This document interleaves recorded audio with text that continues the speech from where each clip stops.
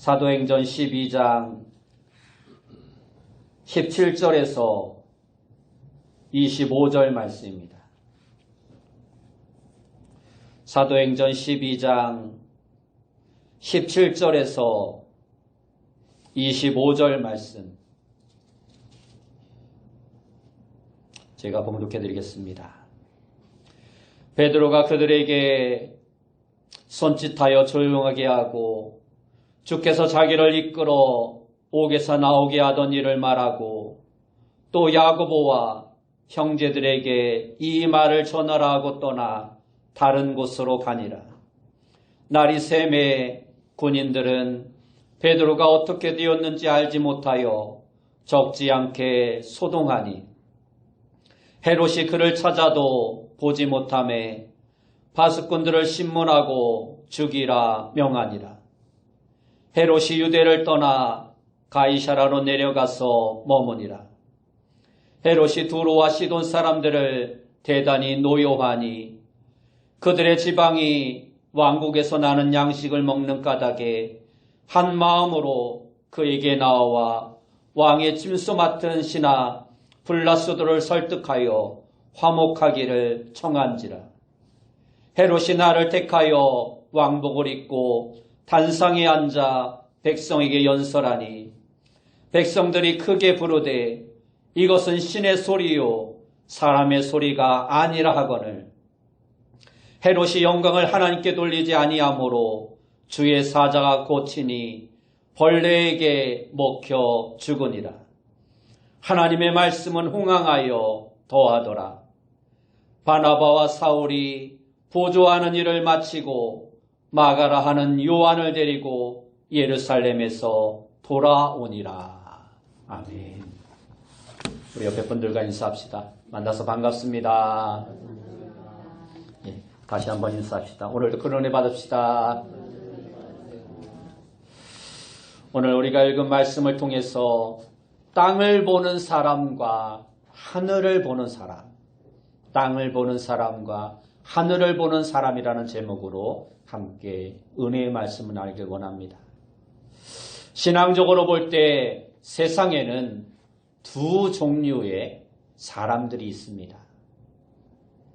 신앙인과 비신앙인입니다.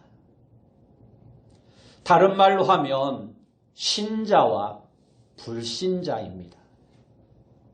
신자는 하늘을 보고 사는 사람들을 말합니다. 그러나 불신자는 땅만 바라보고 사는 사람들입니다. 신자는 위를 바라보며 살아가지만 불신자는 아래를 보고 살아갑니다. 신자는 보이지 않는 것을 보면서 살아가지만 불신자는 늘 보이는 것만 바라보며 살아가는 인생들입니다. 오늘 본문은 땅에 소망을 두고 살아간 불신자들의 모습과 하늘에 소망을 두고 살아가는 신앙인의 모습을 대조적으로 우리에게 보여주고 있습니다. 오늘 여기 모여 하나님께 예배드리는 우리 모두는 하늘에 소망을 두고 살아가는 사람들입니다. 그렇다면 이처럼 영원한 하늘나라의 소망을 두고 사는 신앙인들은 어떻게 살아가야 할까요? 오늘 본문의 말씀을 통하여 우리가 몇 가지 교훈을 함께 살펴보길 원합니다. 첫째로 하늘을 바라보고 사는 신앙인은 우리 생의 모든 것을 주님께서 이루신다는 사실을 고백하며 주님께 영광을 돌리며 살아가는 자가 되어야 합니다.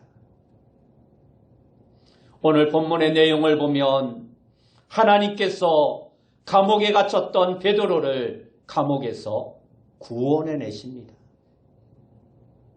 베드로는 그것을 어떻게 해석하고 있습니까?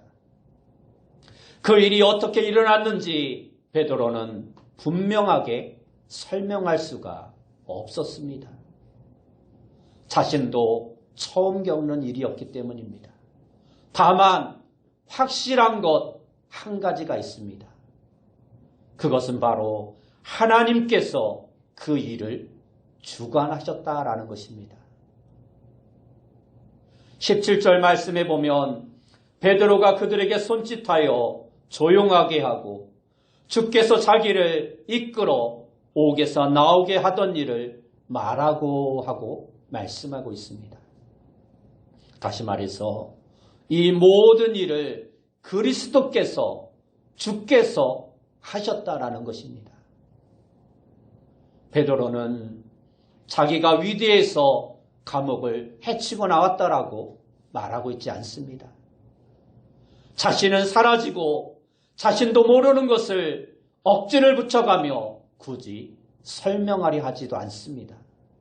오직 모든 것을 주님께서 하셨다고 하며 하나님께 영광을 돌리고 있는 것입니다. 그러나 비기독교인들, 이 땅만 바라보고 보이는 것만 존재한다고 생각하는 사람들은 하나님께서 모든 일을 주관하시고 섭리하신다라는 사실을 알지 못합니다.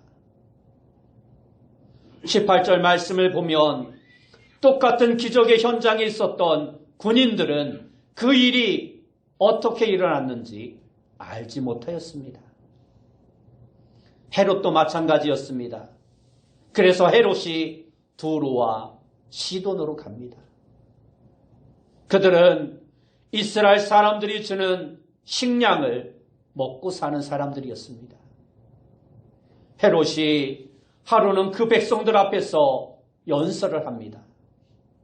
21절 말씀에 보면 헤롯이 나를 택하여 왕복을 입고 단상에 앉아 백성에게 연설하니 하고 말씀하고 있습니다. 그러자 22절을 보면 백성들이 헤롯에게 아부를 합니다. 어떠한 말로 아부를 합니까? 이것은 신의 소리요 사람의 소리가 아니라 말을 합니다. 헤롯을 가리켜 신이라 말씀하고 있는 것입니다. 이 말을 들은 헤롯이 얼마나 흐뭇했겠습니까? 베드로의 일로 인해서 자존심이 무너질 대로 무너졌는데 사람들이 자신을 높여주고 있는 것입니다. 하나님처럼 자신을 신으로 섬깁니다. 그때 성경은 그가 하나님께 영광을 돌리지 않았다라고 말씀하고 있습니다. 헤롯은 아마도 그래 나는 참 대단한 사람이야. 내 권력은 영원할 거야 라고 생각했을 것입니다.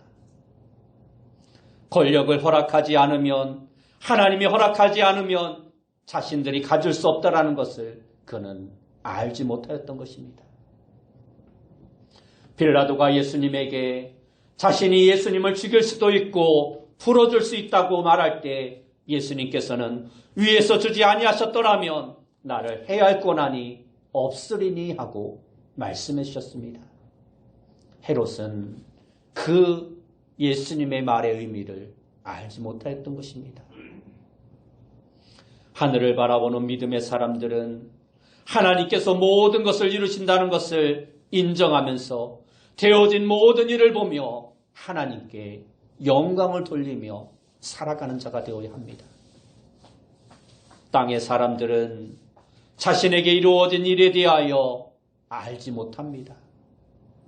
왜 자신에게 물질이 주어졌는지, 왜 권력이 주어졌는지, 왜 내 자녀가 공부를 잘하는지, 왜 내 자녀가 출세하였는지, 왜 내게 질병이 오는지, 왜 내가 출세하여 부자가 되었는지, 왜 나에게 인기와 명예와 지식이 주어졌는지 아무것도 알지 못합니다. 그래서 모든 것이 다 자기가 잘나서 된 일인 줄 알기에 하나님께 영광을 돌리지 아니하고 자기 교만에 빠지고 마는 것입니다. 그러나 하늘을 바라보는 하나님의 사람들은 다릅니다. 하나님의 사람은 모든 것이 주의 은혜임을 고백합니다. 하나님께서 이 우주 만물을 통치하시고 인간의 모든 삶을 주관하신다는 사실을 인정하는 것입니다.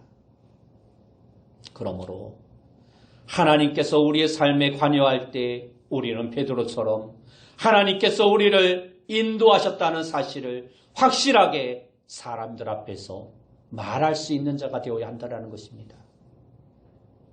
인기와 명예와 부와 권력과 행복이 주어졌을 때 우리는 하나님께 영광을 돌려야 합니다. 헤롯은 이방인 로마인들처럼 자신이 신격화되는 것을 좋아했지만 사도행전 10장 26절에 보면 베드로는 로마의 백부장 고넬료가 자신 앞에 나와 무릎을 꿇고 절하자 일어서라 나도 사람이라 고백합니다.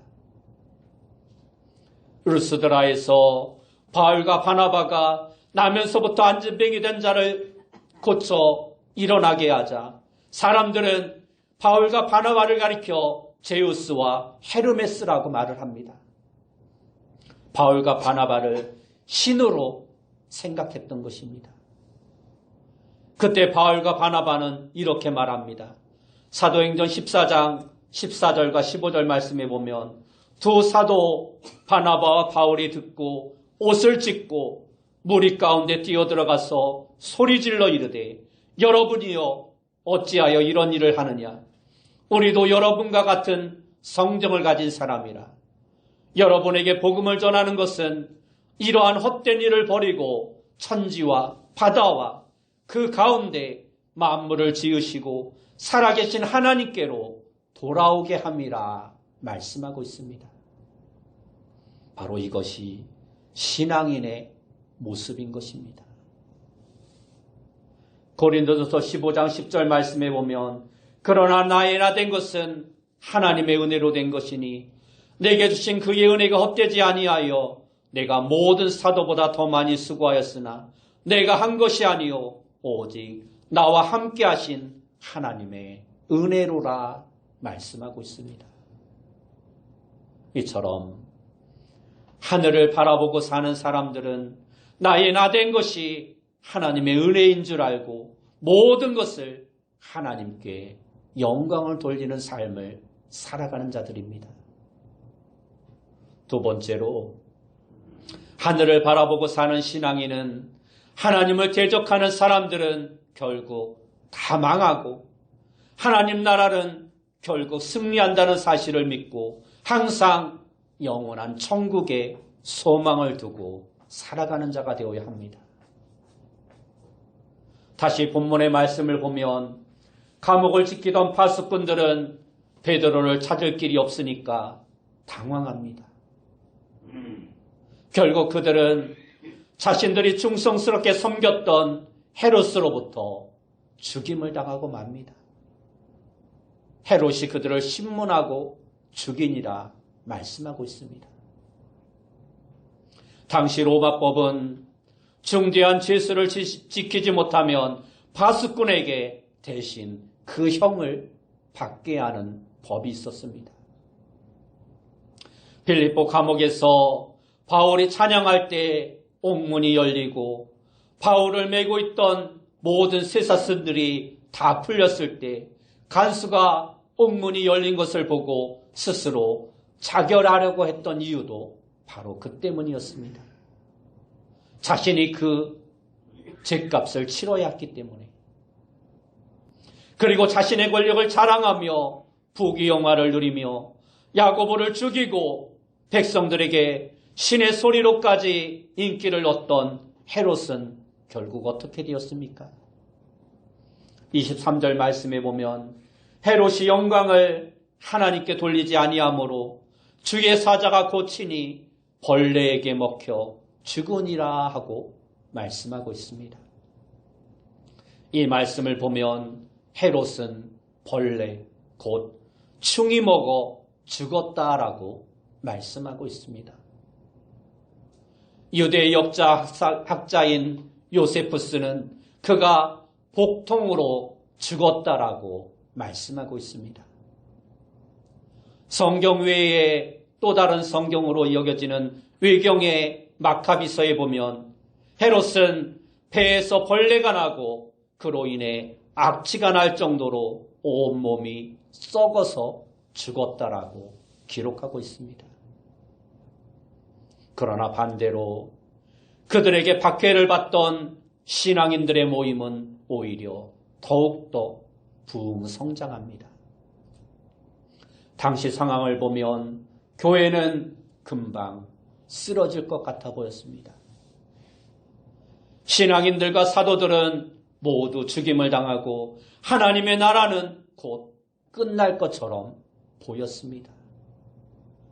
그러나 하늘 신앙인들은 결코 쓰러지지 않았습니다. 하나님은 결국 승리하십니다.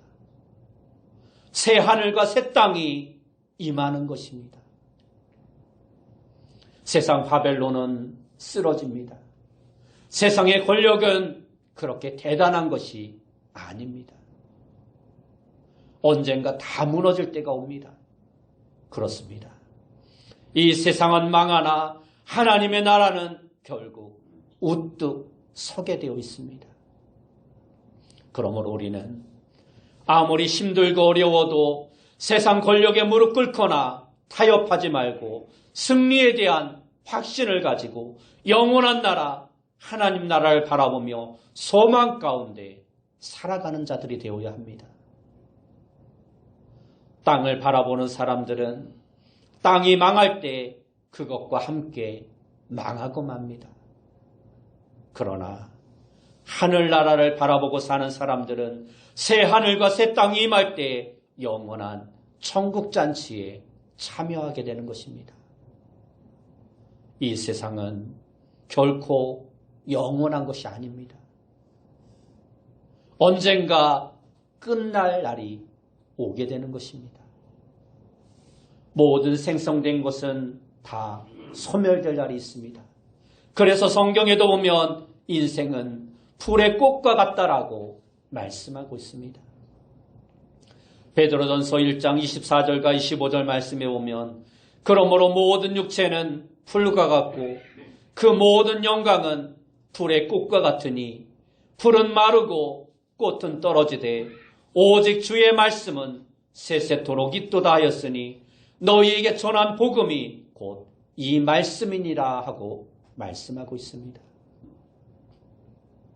야고보서 4장 14절 말씀에도 오면 우리 모두는 잠깐 있다가 없어지는 안개와 같다라고 말씀하고 있습니다. 우리는 이 땅에서 영원히 사는 것이 아니라 잠깐 살다 사라지는 인생들입니다.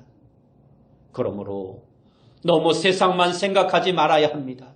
너무 세상만 바라보지 말아야 합니다. 영원히 승리의 장가를 부를 저 하늘나라를 바라보며 살아가는 자가 되어야 합니다. 한때 우리나라 재계순위 현대에 이어서 2위였던 대우그룹도 결국 쓰러지고 말았습니다. 이처럼 이 땅의 것에는 결코 영원한 것이 없습니다. 그러므로 우리는 영원한 하늘나라를 바라보며 살아가는 자가 되어야 합니다. 인생은 꿈꾸는 것 같이 잠깐이며 구름처럼 지나가는 것이기에 우리 신앙인은 절망하지 말아야 합니다. 우리의 결론은 이미 예수님께서 승리하셨던 것처럼 이미 우리에게는 승리가 주어져 있음을 우리는 깨달아 알아야 합니다. 한 선생님이 아이들에게 이렇게 질문하였습니다. 두 아이가 길을 걸어가고 있는데 뒤에서 호랑이가 달려온다. 위기를 당하였을 때 어떻게 하면 될까요? 하고 선생님이 아이들에게 질문을 했습니다. 한 아이가 대답을 합니다. 선생님, 나무 위로 올라가면 됩니다. 또 다른 아이가 말합니다. 절벽으로 떨어지면 됩니다. 그런데 또 다른 한 아이가 말을 합니다. 선생님, 친구보다 빨리 달려가면 됩니다. 그러자 선생님이 말합니다. 왜 호랑이가 달아난다고 너를 못 잡을 것 같으니? 그러다 친구가 말합니다. 친구를 잡아먹으면 배불러서 저는 따라오지 않을 거예요 하고 말을 하는 것입니다. 그러자 선생님이 말을 합니다. 모두 다 틀렸다. 정답은 꿈에서 깨어나면 된다 하고 말을 하였습니다. 땅만 보고 사는 사람들은 이 땅의 것이 전부라고 꿈을 꾸고 있는 것과 마찬가지입니다. 우리는 이 꿈에서 깨어나야 합니다. 그래야 어떠한 상황에서도 행복한 인생, 즐거움과 평안이 있는 참된 복된 삶을 살아갈 수 있는 것입니다. 세상이 다인 것 마냥, 세상이 모든 것을 우리에게 줄 수 있는 것 마냥 꿈 가운데 헛된 꿈을 꾸며 살아가서는 안 된다라는 것입니다. 우리 믿음의 사람들은 이 땅보다 더 좋은 세상은 저 천국이라는 것을 믿고 살아가는 자들입니다. 그래서 스데반처럼 죽어가면서도 기쁨으로 웃으며 죽을 수 있는 것입니다. 복음성가에 이러한 찬양이 있습니다. 죄 많은 이 세상은 내 집 아니네. 저 천국 없으면 나 어떻게 하나. 저 천국 문을 열고 나를 부르네. 나는 이 세상에 있을 맘 없도다. 우리가 이러한 신앙을 가지면 어떠한 일을 당해도 어떤 어려움이 있어도 이 세상을 하늘나라처럼 인내하며 견디며 늘 승리하며 살아갈 수 있게 되는 것입니다. 여러분, 인생에 고달픔이 있습니까? 고통이 있습니까? 풀리지 않는 문제가 있습니까? 삶에 공포가 있습니까? 로마서 8장 28절 말씀에 보면 우리가 알거니와 하나님을 사랑하는 자, 곧 그의 뜻대로 부르심을 입은 자들에게는 모든 것이 합력하여 선을 이루느니라 하고 말씀하고 있습니다. 그러므로 우리는 이 말씀을 믿고 하나님께서 결국 우리의 모든 일들을 선하게 인도하셔서 우리로 승리케 하실 것이라는 사실을 믿고 날마다 저 하늘을 바라보며 살아갈 수 있는 그러한 삶의 모습이 우리에게 있어야 할 것입니다.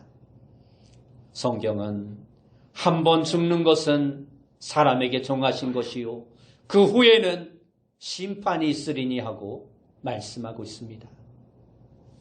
주님 앞에 갈 때 우리 주님께서는 우리의 눈물을 닦아주시고 우리에게 승리의 면류관을 씌워주실 것입니다. 그러므로 우리는 날마다 그 면류관을 바라보며 살아가는 자가 되어야 합니다. 마지막 세 번째로 하늘을 바라보며 사는 신앙인들은 어떠한 환경일지라도 주어진 사명을 이루는 자가 되어야 합니다. 위기를 만났을 때의 태도를 보면 땅만 바라보는 비기독교인들은 쉽게 포기하고 절망하고 맙니다. 오늘 본문을 보면 베드로를 지키던 파수꾼들은 베드로가 사라지자 당황합니다. 18절 말씀을 보면 소동하였다라고 말씀하고 있습니다. 그들은 베드로를 찾았으나 찾을 수가 없자 당황해서 어쩔 줄 몰라 합니다. 또한 헤롯은 베드로가 사라진 일로 인해 분노하고 파수꾼들을 신문하고 죽이라 명령합니다. 자신의 정치적 계획에 차질이 생겨 낭패에 빠진 것입니다. 그래서 두로와 시돈으로 가서 화풀이를 하고 있는 것입니다. 그러나 하늘을 바라보는 신앙인은 시험과 위기 가운데도 결코 낙심하지 않고 자신에게 주어진 일들을 다 성취합니다. 그들은 핍박이 있을지라도 자신의 사역을 결코 포기하지 않습니다.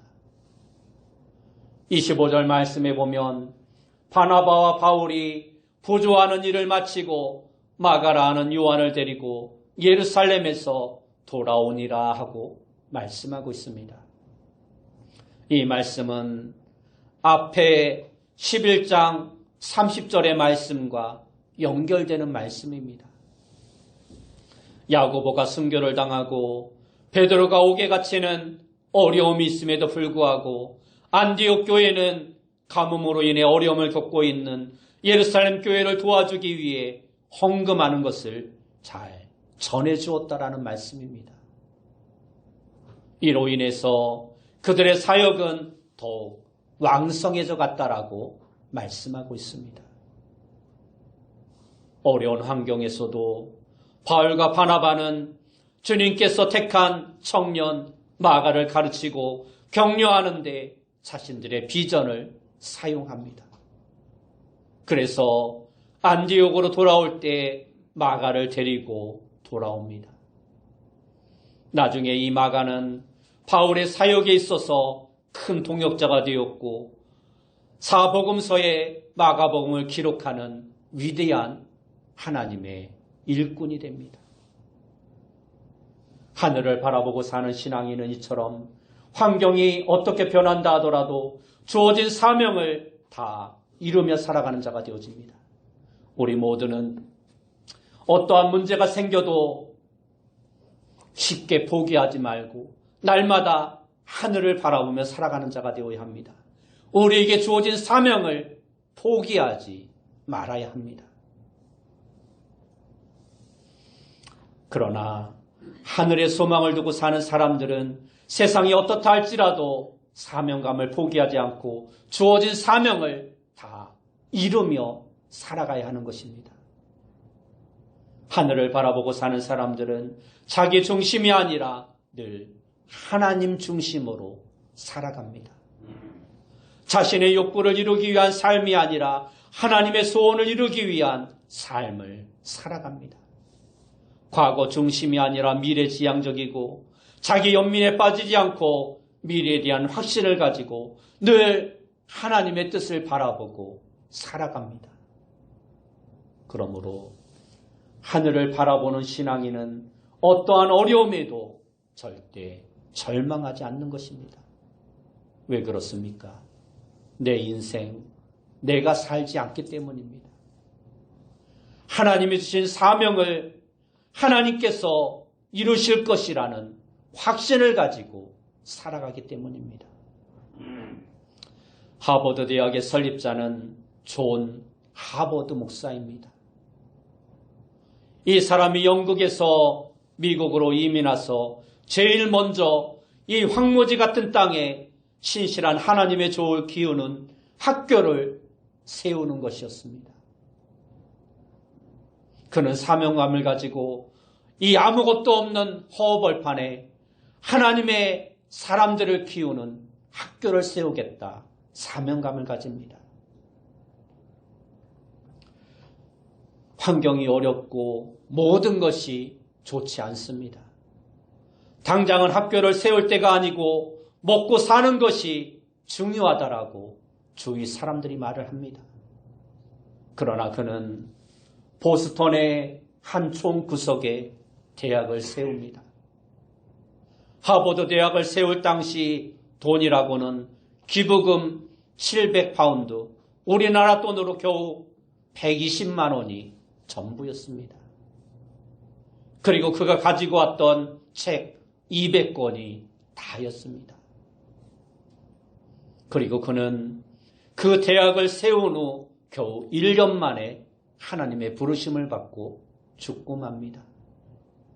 그 대학을 운영하지도 않았습니다. 1년 만에 하나님의 부르심을 받았던 것입니다. 그러나 그의 사명은, 그의 비전은 이루어졌습니다. 이 대학이 수십 년간 세계 최고의 명문 대학이 되었던 것입니다. 미국을 움직이는 인재, 세계를 움직이는 인재를 양성한 것입니다. 돈 700파운드와 책 200권에 그의 사명감이 어우러지니까 하나님께서 놀라운 기적을 일으키셨던 것입니다. 이처럼 우리도 하나님이 주신 소원을 가지고 사명감을 가지고 살아가는 자가 되어야 합니다. 우리는 아무것도 아니지만 하나님은 크고 위대하시고 강하신 분이십니다. 시편 20편 4절 말씀에 보면 내 마음의 소원대로 허락하시고 내 모든 계획을 이루어 주시기를 원하노라 말씀하고 있고, 시편 37편 4절 말씀에도 보면 또 여호와를 기뻐하라, 그가 내 마음의 소원을 내게 이루어 주시리로다 하고 말씀하고 있습니다. 우리는 이 말씀을 믿고 신뢰하는 자가 되어야 합니다. 요즘은 개성시대라고 합니다. 개성이 개 같은 성질인지 자기만의 독특한 성질인지 모르지만 대부분의 사람들이 나름대로의 인생을 살아가고 있습니다. 내 인생 내가 사는데 누가 시비를 거느냐고 말을 합니다. 신앙의 기준으로 볼 때도 세상에는 두 종류의 사람이 있습니다. 한 종류의 인생은 내 인생 내가 산다고 생각하며 살아가는 사람들입니다. 누가 뭐라 해도 내 인생 내 것이니 내 마음대로 산다고 생각하며 자기 뜻대로 세상을 살아갑니다. 교회를 다니면서도 마찬가지입니다. 마태복음, 마가복음, 누가복음, 요한복음에 있는 성경의 말씀이 문제가 아니로 각자 자마다 나만의 내가복음을 가지고 살아갑니다. 그래서 나대로의 신앙 방식이 있고 나대로의 신앙인의 삶을 살아갑니다. 교회만 다닐 따름이지 말씀이 무엇이라고 말하든 믿음의 선배가 무엇이라고 말하든 목회자가 무엇을 말하든 상관없이 내가 복음만을 믿고 내 마음대로 신앙생활하는 사람들이 오늘날 너무나 많다라는 것입니다. 그러나 또 한 종류의 인생은 내가 내 인생을 살아가는 것 같지만 늘 그리스도가 내 안에 산다고 고백하며 사는 사람들입니다. 그들은 내 생활 방식과 나의 모든 고정관념과 나의 인생관에는 맞지 않는다 하여도 주님이 원하시면 내 모든 것을 주님이 원하시는 방식대로 순종하며 자신을 내려놓고 하나님의 뜻대로 살아가는 사람들입니다. 여러분은 지금 어떠한 인생을 살아가고 있습니까? 내가 복음대로 살아가고 있습니까? 아니면 내 모든 것을 내려놓고 하나님의 말씀에 순종하며 살아가고 있습니까? 여러분 모두가 하늘을 바라보는 참된 신앙인으로 모든 상황 가운데 하나님께 영광을 돌리며 하나님의 나라는 결국 승리한다는 확신 가운데 여러분들에게 주어진 사명을 잘 감당하며 늘 하늘을 바라보며 살아가는 귀한 성도님들이 다 되시길 예수님의 이름으로 축원합니다. 기도하겠습니다. 사랑하는 주님 감사합니다. 우리 모두가 땅을 바라보며 살아가는 자가 아니라 저 하늘을 바라보며 우리에게 주어진 사명을 온전히 감당하며 모든 것을 하나님의 은혜라 고백하며 늘 승리의 삶을 살아갈 수 있도록 믿음 가운데 살아가는 귀한 성도님들 다 되어줄 수 있도록 인도하여 주옵소서. 예수님의 이름으로 기도드리옵나이다. 아멘.